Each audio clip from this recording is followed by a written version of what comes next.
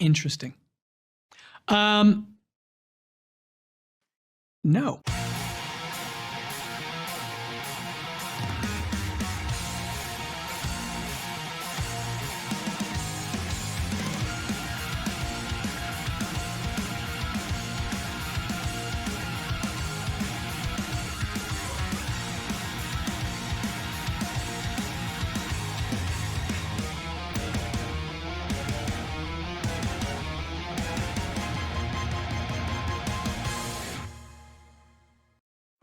This is probably going to be the most negative review that I've ever written on Gavv, but god damn it, this show has completely lost the plot.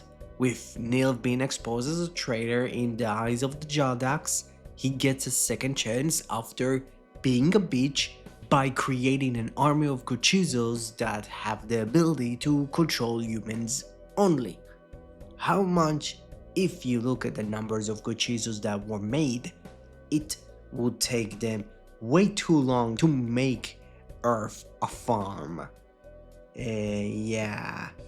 How much I hate this episode. To be honest, hate is a strong word and I do intend using it for this episode. I can't say that I hate everything around it. Mainly because it actually did some small stuff with Hanto and Shoma. With Hanto being fully suspicious of Nils' true intention, like looking at it as he has something to gain, and having Shoma really believe that, yeah, he's pretty much his last resort, worked pretty well. Like, I really liked that point of the episode and having Hanto kind of think about it and remember the time where pretty much his mentor told him, hey, think with a clear head and not one filled with rage. Think about it in an analytical sense and more of a researcher sense than anything else, which worked really fucking well. And having it in the end being Shoma being right and Hanto being wrong is interesting, and I am interested to see what the fuck is going to happen next week.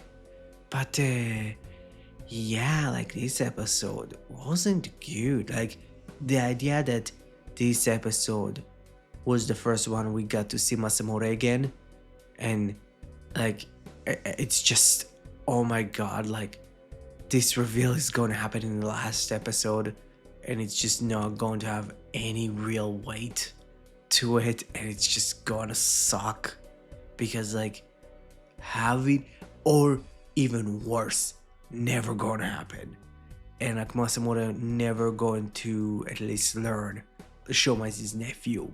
Like, man, fuck.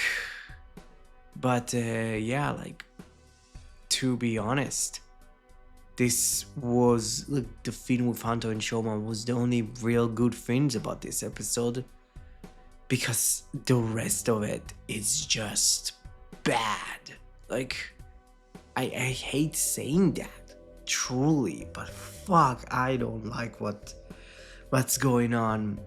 Specifically Jeep, it's now like super obvious that they might die next week's episode, because there's no fucking way they're going to survive a fight with like Vrem Alamod, right? Like for fuck's sake, like they're not even as strong as probably Galato.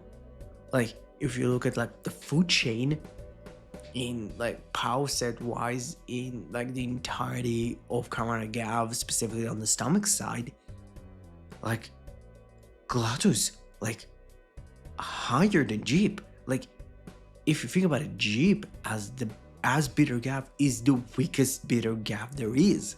So it is that Jeep discovered that, oh yes, Niv was using me as a test subject to get closer to Shoma, pretty much seeing who is stronger. And in the end, like pretty much after Lizelle kind of told him a couple of like good points of like, oh, you can do it. In one point, you're going to get stronger. And Jeep said, thank you. Like, I needed that because I know what you're going to say. Like this might means the end for Jeep. If it's not by fucking luckiest ends, it's totally going to be by the hands of fucking Lizelle, which in the end, like, I would not care. Like, I don't know, like, I don't want Lizelle to be the final villain because she's fucking boring. Like, it is like Boca has a personality, and how much I hate he's the most plot armory villain of the show. At least he's kind of cool. Lizelle is she's just boring. I don't know. And Neil, fuck, man. With literally all of the talks and all of the discussions and all of the theories, he just dies in this episode. Like a fucking bitch. Like, literally, somehow, he's like, oh, I'm going to have the upper hand on Boca, and I'm going to have all of the good Chizo explode. And Boca somehow was smarter than him. So why the fuck we build them up? Like, why the fuck we need to build fucking Nilv up to be cool and smart, and like that's the point? Like, huh? Can you tell me? I don't fucking know. Look, genuinely, everything about Nilv as a character was so intriguing and so interesting, and having him die in this way, like I don't know.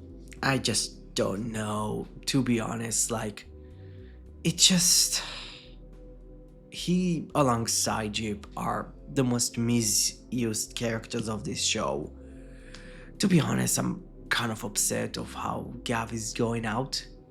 Like, I truly believe that Gavv, like the first 2 arcs, the first, you could say 20 something episode, even more. Like, I think truly, if I would look at like how Gavv was split up, so pretty much I think really until like episode like 28, 29, the show's kind of good.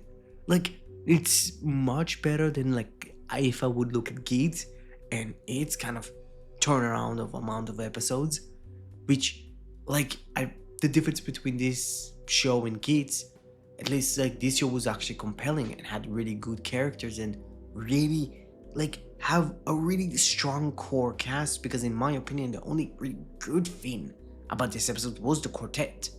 How much I am interested what the fuck they're going to do with Chasika, because like it is interesting that she's now pressed. So yeah, this is kind of a first for me. This episode gets an F. I'm sorry. Like, I think that this episode was really bad. It was like really bad. What you thought about Kamen Gavv episode number 47? Comment below, let me know. If you liked it, like, I would love to know why.